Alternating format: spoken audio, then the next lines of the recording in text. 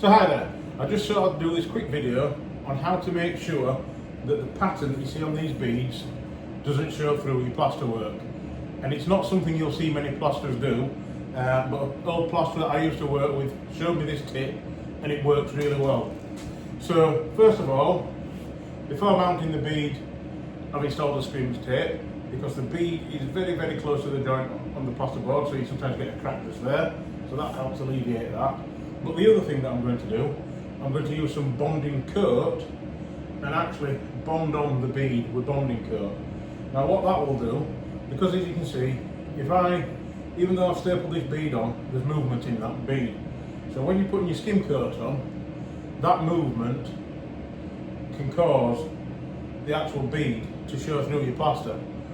But if you've bonded it out first, you don't have that problem.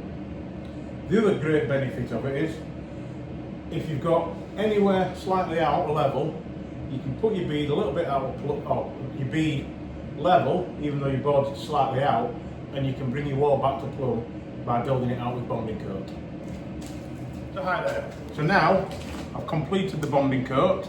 The beads are now firming up, there's no movement in them.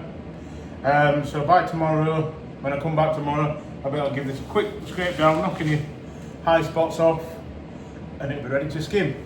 And that is a lot easier than trying to fight with beads that are moving. So I'll turn the camera round now and we'll have a look. So as you can see now, that's all bonded all the way over all the beads. I've bonded over the tape, and then down this corner, one of the big advantages of bonding out, when I was pushing that board back, it went back too far, and to try and pull it back out again would have been quite difficult. So rather than pulling it out, I've just built it up with bonding. So tomorrow, before I start skimming, like I say, I'll go around, scrape it back, and then I'll go over it with some PVA just to make sure that the suction's even and to help it bond, and that will make the job of skimming so much easier.